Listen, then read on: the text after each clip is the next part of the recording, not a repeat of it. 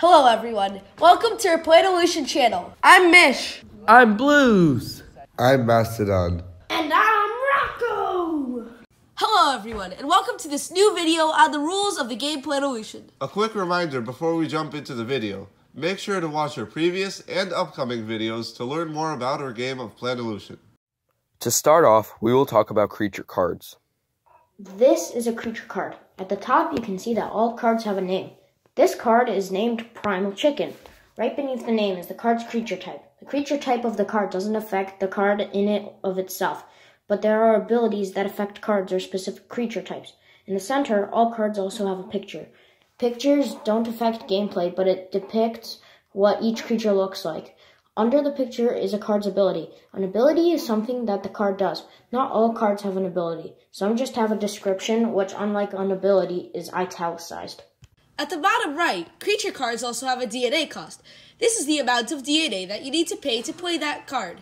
DNA is a resource players use to play any cards. You gain DNA at the start of each turn. Now, at the bottom of the creature card, in the center, you can see the creature's stats. On the left is the attack, and on the right is the health. We will say more about that later, when we get into actually playing the game. At the bottom left is the element symbol for the creature. The element symbol determines whether or not you can use that card in a deck, depending on what planet you are using. Also, elements may be referenced in abilities of some cards. Now, let's look at a planet card.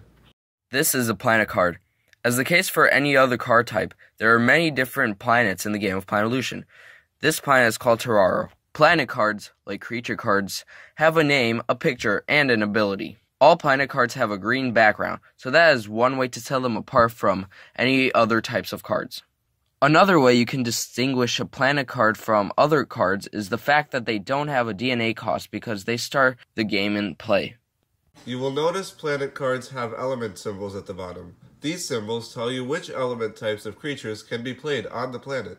For example, if you are using the planet Terraro, you would be able to put any cards in your deck that are either Earth Element, Air Element, or Water Element. You will also notice that each planet card has an ability. These effects help out the player using the planet. This pretty much wraps up everything about planet cards. After those long explanations about what creature and planet cards are, let's finally discuss the actual gameplay. There are 4 phases in a turn. The first one is a draw step. During this time, the active player gains 5 DNA and draws a card. The second phase is the play phase.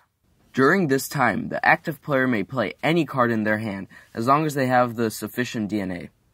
This is the most important step of most turns. The next step is the combat step. During this time, the active player may attack with any creatures they control, but only one attack per creature.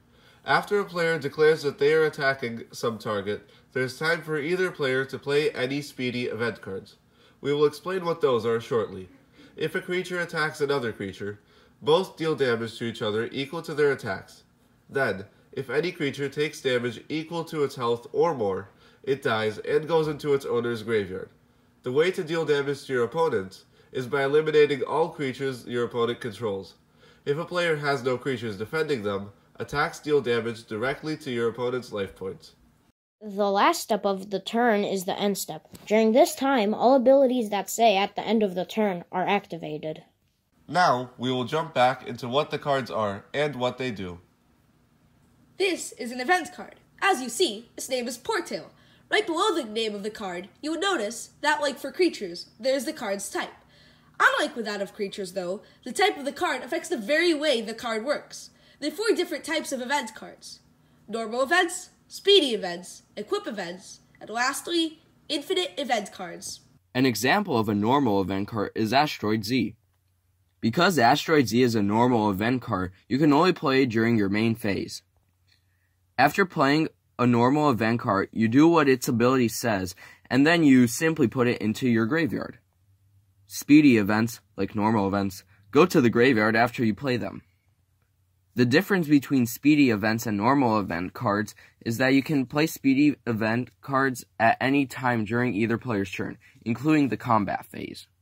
Now, onto equipment cards. When you play an equipment, you equip it to any creature, unless an ability specifies otherwise.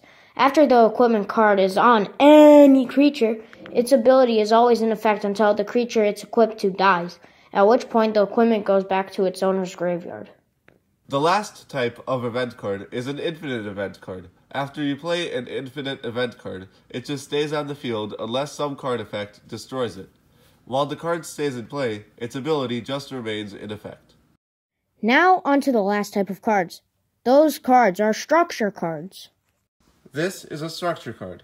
Like all other cards, structure cards have a name, a picture, an ability, and like most other cards, a DNA cost. This card is named Monument of Sacrifice.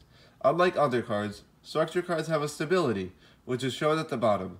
As you can see, Monument of Sacrifice has a stability of 5. When you play a structure card, it enters with the stability shown. The way structures lose stability is when a player attacks them. If a structure card is in play on the opponent's side of the field, during combat you can choose to attack it instead of your opponent. The structure would lose stability equal to the creature's attack, divided by 100 and rounded to the nearest number. Structure cards can also be defended by creatures. At the end step of your turn, you may assign defenders to any and all your structure cards. Then, if your opponent wants to attack your structures, they'll have to kill all your creatures defending the structure first. There is a downside to defending structures, though.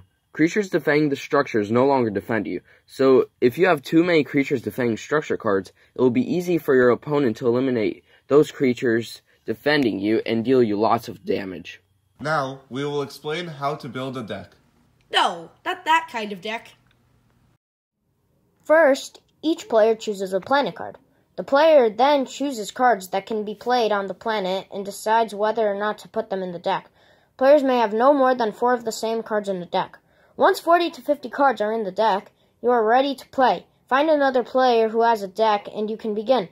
The deck is shuffled before each game. Roll a die to determine which player goes first. The person with the highest roll chooses whether to go first or second. Each player starts with 2,000 life points and 5 cards in their hands. The player who goes first cannot attack on their first turn. Players keep playing cards and attacking each other until one of the player's life totals is reduced to 0.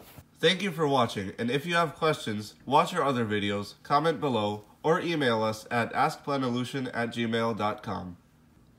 That pretty much wraps up the rules of the game. Make sure to stay tuned for the next video to learn more about Planolution.